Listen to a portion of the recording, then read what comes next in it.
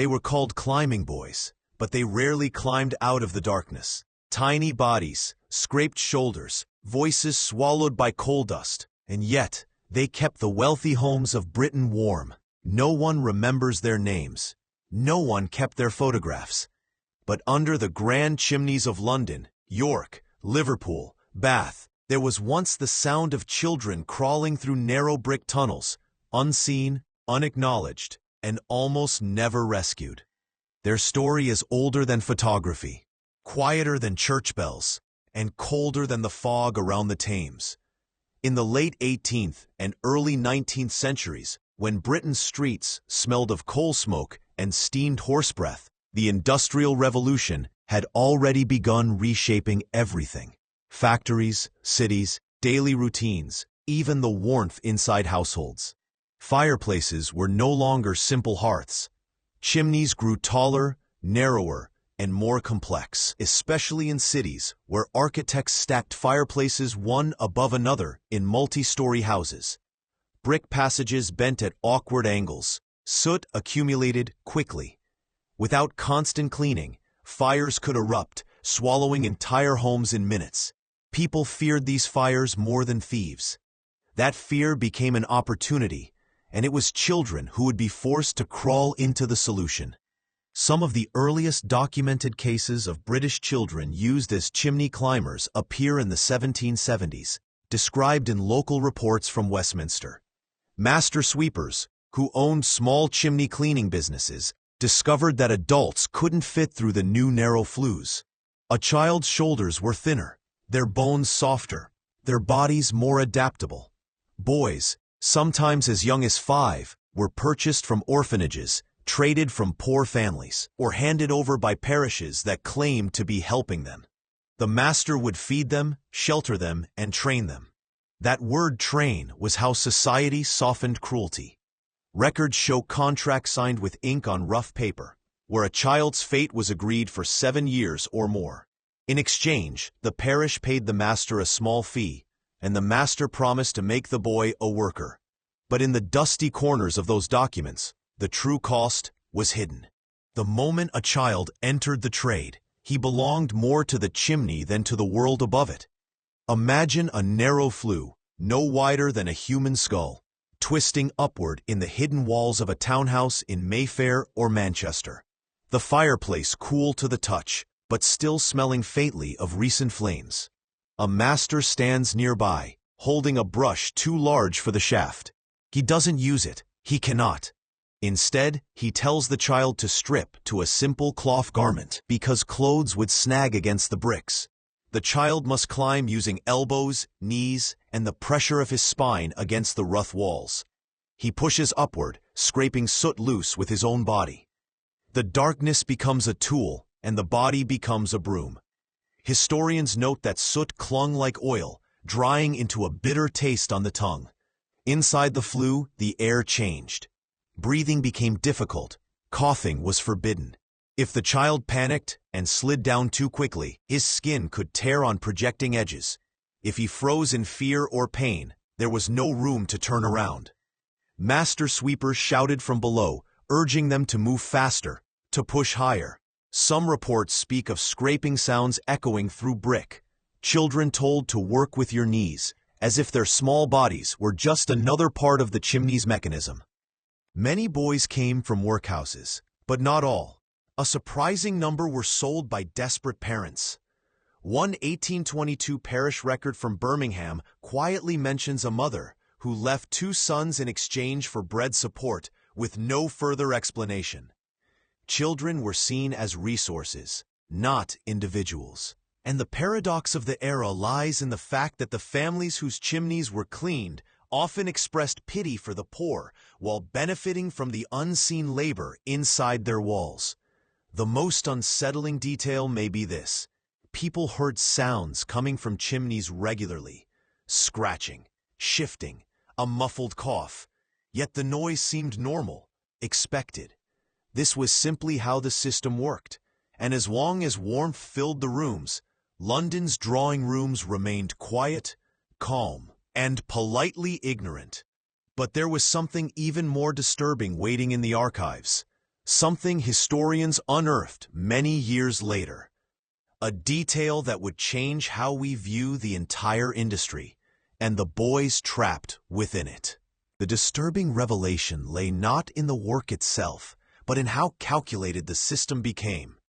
A manual published in 1803 by a master sweeper named George Smart described techniques for conditioning children to climb faster. It proposed waking boys before dawn, feeding them little so they stayed light, and forcing them to practice in artificial shafts built behind workshops. These practice chimneys were narrower than the real ones. The text recommended rubbing knees and elbows with coarse salt water to toughen the skin. It read like a handbook for molding a body into a tool. Salt, soot, silence. These were the materials that shaped a climbing boy. Witness accounts from the period mention that some children cried when first pushed into a flue. Their voices echoed inside brick walls, absorbed by soot.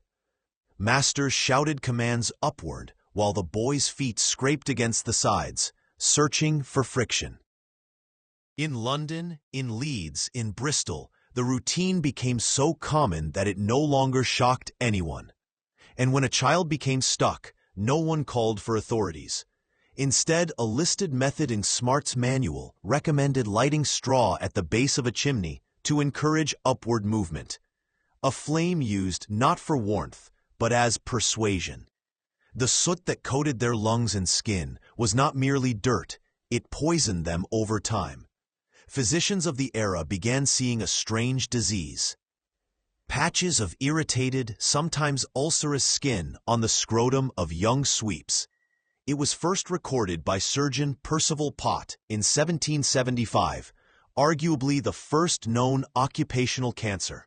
Yet even his findings did not end the trade. Parents and parishes continued to supply boys, because the disease seemed distant, something that appeared years later. Not today, not this winter, not in the cold room where bread was scarce. Doctors wrote reports, clergy expressed concern, newspapers printed moral appeals, and still the industry persisted. Why?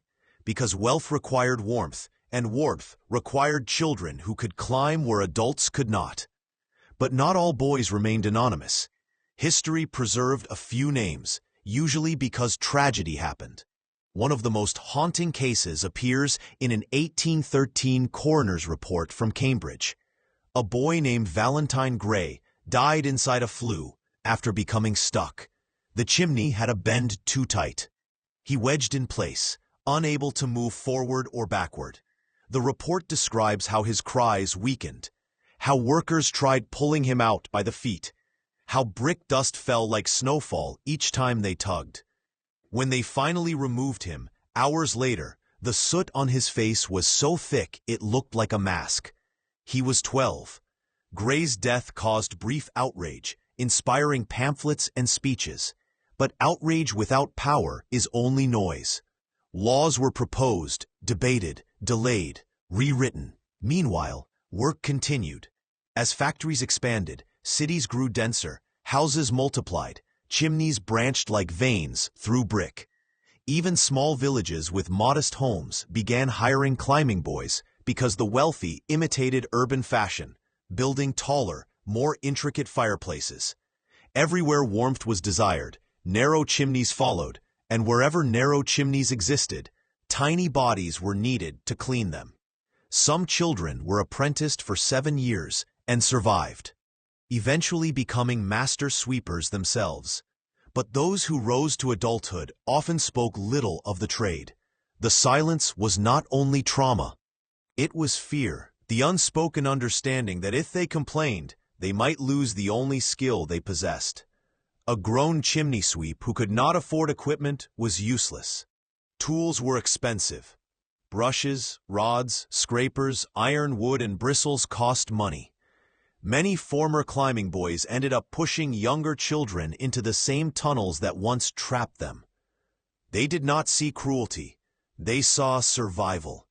Yet in this cycle of soot and hunger, something began to shift. a series of petitions emerged from reformers who refused to ignore the hidden architecture of pain inside British houses.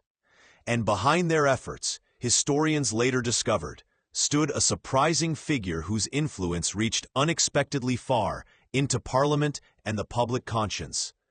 What they found in his personal letters suggests that the fate of climbing boys was not shaped by law alone, but by an emotional force almost unheard of in industrial Britain. The man was not a politician, nor a scientist. His name was Jonas Hanway, a philanthropist remembered in passing today for his work with orphaned children.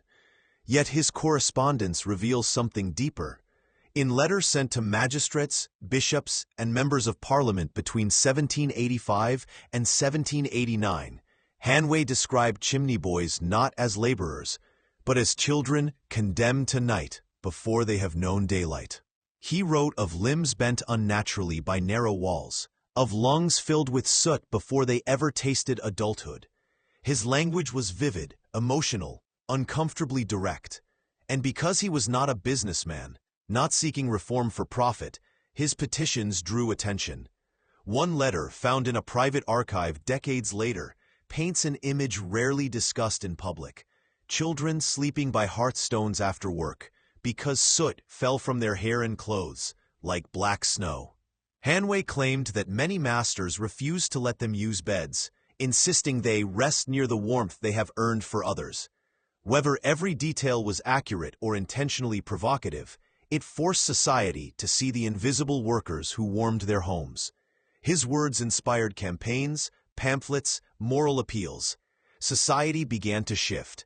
Not quickly, not dramatically, but like soot settling after a fire, slow, pervasive, impossible to ignore forever.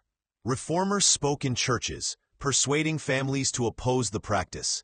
Some wealthy homeowners began demanding brush cleaning instead of using children, even though it was slower and costlier. Newspapers published testimonies.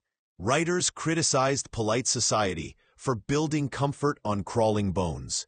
And yet, change was still agonizingly slow. Parliament passed limited restrictions in 1788, but they were weakly enforced.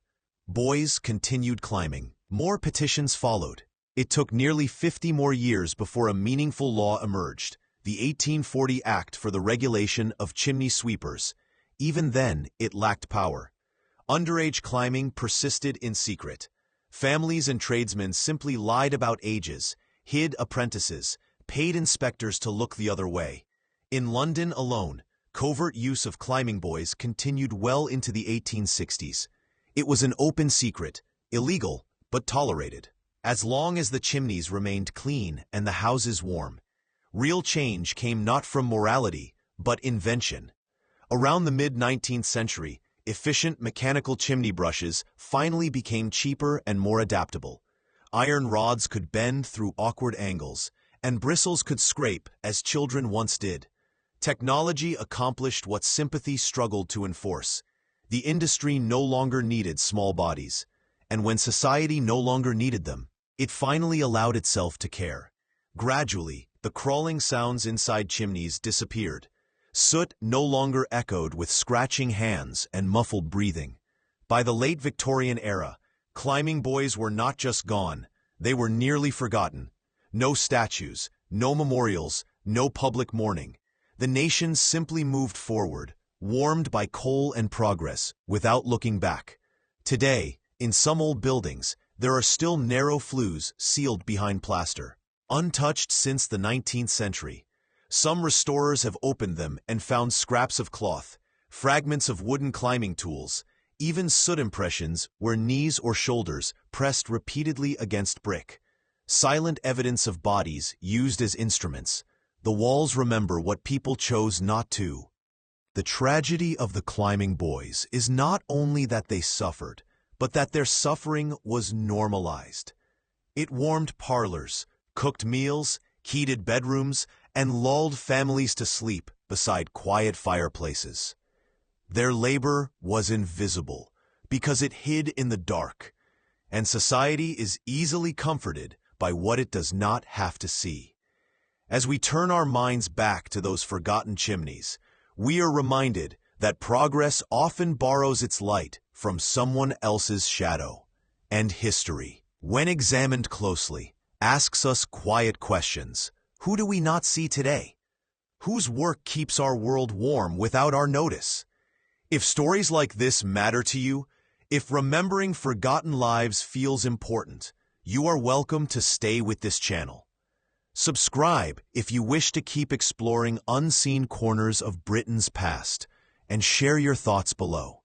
Your voice can help ensure that those who worked in silence are no longer remembered in silence.